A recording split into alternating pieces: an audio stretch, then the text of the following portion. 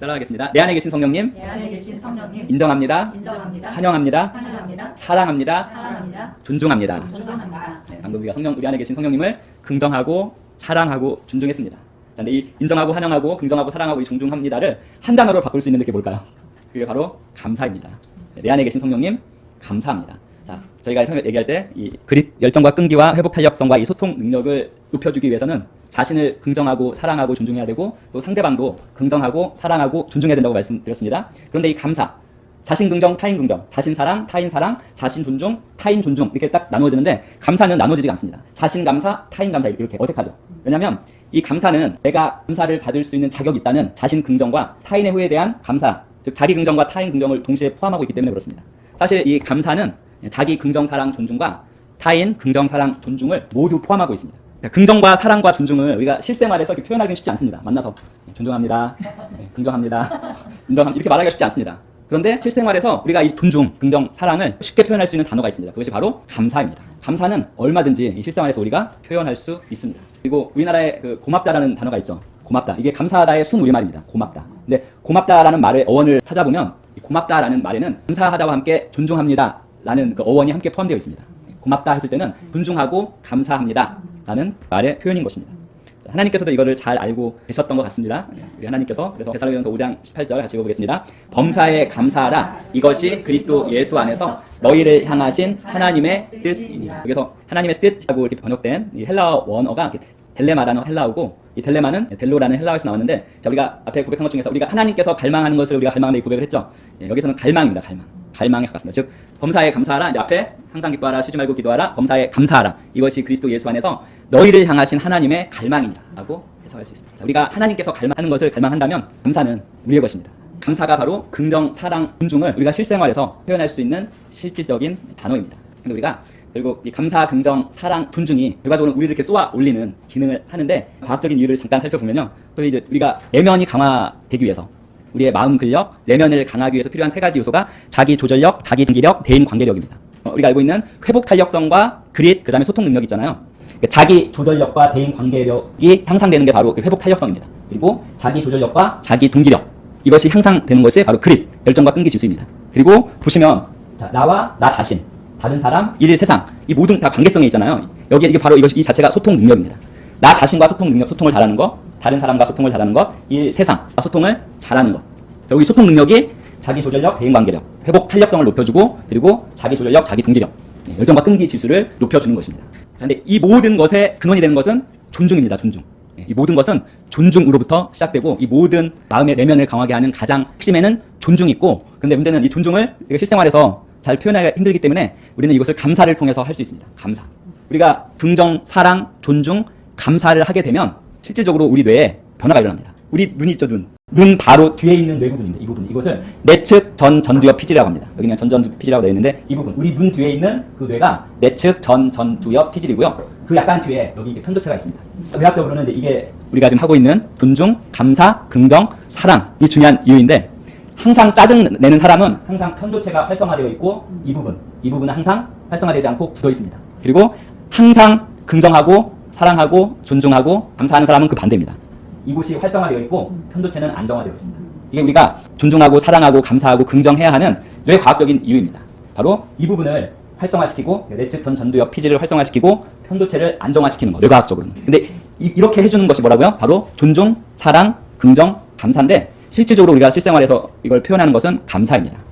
범사에 감사하라. 이것이 그리스도 예수 안에서 너희를 향하신 하나님의 갈망이니라. 감사가 바로 우리의 소통 능력을 높여주고 우리의 회복 탄력성과 그릿을 높여줘서 이 세상에서도 우리가 탁월하게 잘 살아갈 수 있는 힘과 능력이 되는데 우리가 이 감사에 대해서 의외로 자주는 하지만 이게 우리가 의식하고 집중적으로 하진 않습니다. 그런데 요즘에 의학적으로 밝혀진 이 감사의 효능이 있어요. 일단 감사하게 되면 기분이 좋아지고 잠을 잘 자도록 도와주고 면역력도 높여줍니다. 그리고 질병에서 벗어나 건강하게 살도록 해주는 기능이 있습니다. 과학적으로 입증된 감사의 효과가 있는데 첫 번째는 면역력 증가입니다. 코로나 기간 동안에 많은 분들이 이 면역력 증가를 위해서 비타민을 먹는데 이 비타민을 먹는 것 같은 효과를 내는 것이 바로 감사하는 것입니다.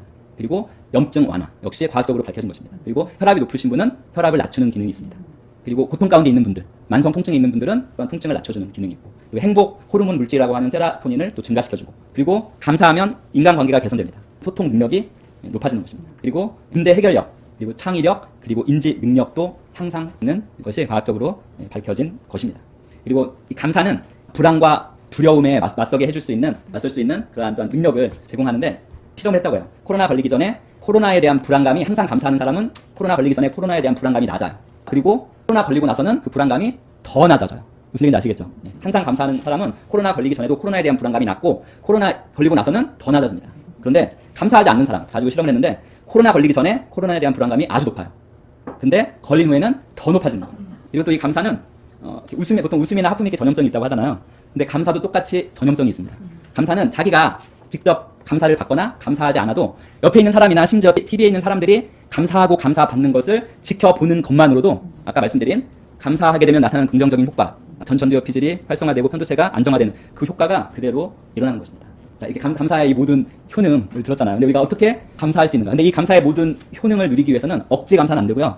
진정으로 감사하지 않으면 그 효력이 없다고 합니다. 자, 일단 하나님의 갈망이자 명령입니다. 감사하는 것은. 그렇죠? 우리는 감사가 하나님의 명령이자 하나님의 갈망임을 알고 있습니다. 그럼에도 불구하고 많은 그리스도인들이 감사하는 삶을 항상 지속적으로 살고 있지는 않습니다. 어떻게 감사할 수 있는가? 이 부분도 결국에는 우리의 인식이 전환되어야 합니다. 인식이 전환. 먼저 우리가 숨 쉬면서 현 시점에서 살고 있다면 우리는 머스트라고 하죠. 반드시 감사해야만 합니다. 그 이유를 엄마 뱃속에서부터 한번 찾아보겠습니다.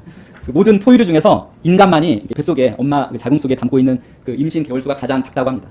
실질적으로 인간에게 필요한 임신 개월수는 약 20개월인데 우리 몇 개월 만에 태어나죠? 10개월 만에 태어납니다. 동물의 왕국 같은 거 보시면 그 초원을 뛰놀던 그 얼룩말이 새끼를 낳는 것을 가끔 보여주죠. 근데 새끼가 태어나자마자 어떻죠? 뛰어가잖아.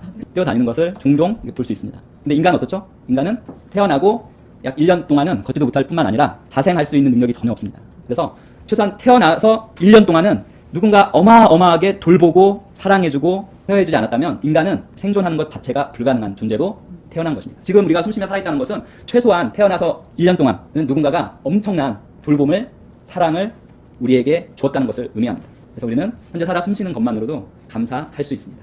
그래서 고린도전서 15장 10절에서 바울이 이렇게 말씀했습니다. 내가 나된 것은 하나님의 은혜로 된 것이니 나의 나된 것은 하나님의 은혜로 된 것이니 내게 주신 그의 은혜가 헛되지 아니하여 내가 모든 사도보다 더 많이 수고하였으나 내가 한 것이 아니요 오직 나와 함께 하신 하나님의 은혜로다. 자, 제가 방금 말씀드린 이제 그 태어나서 1년 동안 엄청난 그 돌봄을 받았다는 것, 그것 플러스 우리가 현재 우리의 모습으로 되어 있는 이것이 하나님의 은혜라고 생각하는 것, 즉 우리 삶의 모든 것이 하나님의 은혜라고 생각하는 것이 그것이 또 감사하는 것입니다. 감사하다의 어원이 땡큐인데 땡큐가 어디서 왔냐면 띵크에서 왔어요. 생각하다. 나에게 그러한 일을 해주시고 이것을 주신 사람을 생각하는 것이 감사하는 것입니다. 그래서 나의 나된 것, 모든 것이 하나님의 은혜라고 생각하는 것이 곧 감사하는 것입니다. 우리가 숨쉬고 있는 이 공기, 값을 매길 수 없죠. 이런 공기는 값을 매길 수 없습니다. 왜냐하면 공기가 없으면 모든 생물은 다 죽잖아요.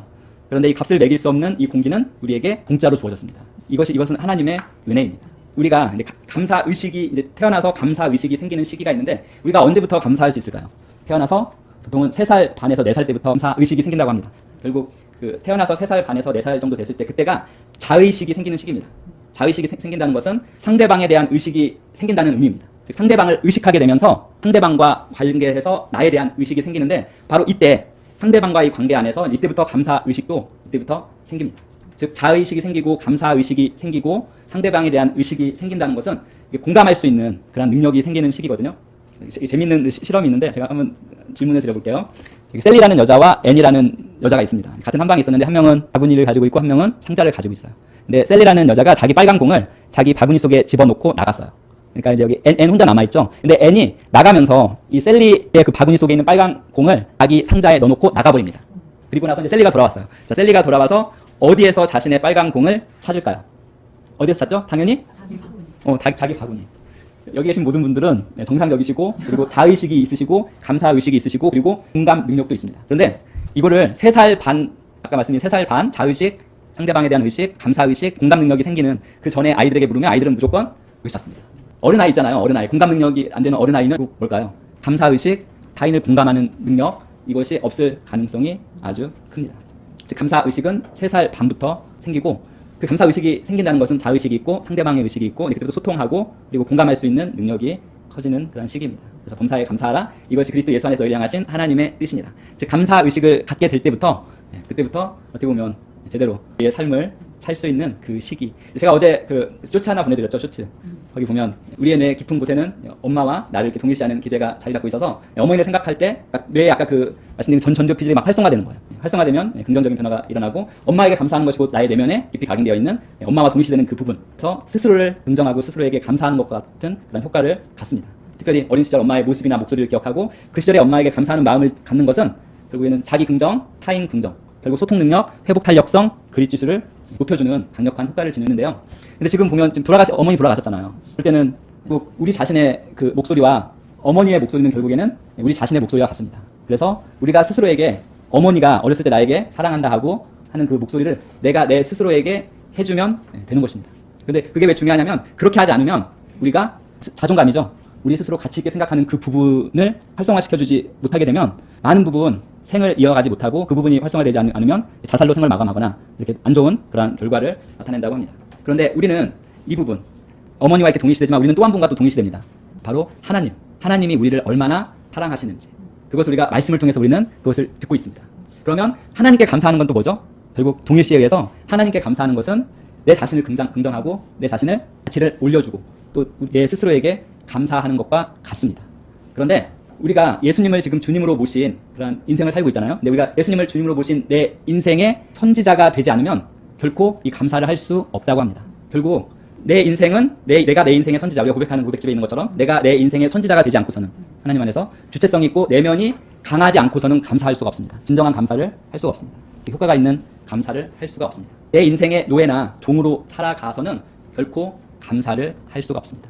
감사가 쉽게 되는 것 같은데 진정한 효과를 주는 감사는 내면이 강하지 않으면 할 수 없는 거예요. 즉 자기를 긍정하고 상대방을 긍정할 수 없으면 할 수가 없는 거예요.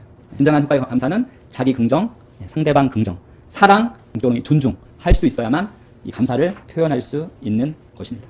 감사를 자주 표현하시기 바랍니다. 근데 이 감사는 자신을 긍정하고 사랑하고 존중하며 상대방을 긍정하고 사랑하고 존중하는 자만이 이 감사를 제대로 표현할 수 있습니다. 그리고 이 감사의식을 갖는 것, 그리고 감사의식의 반대는 아마 결핍의식일 것입니다.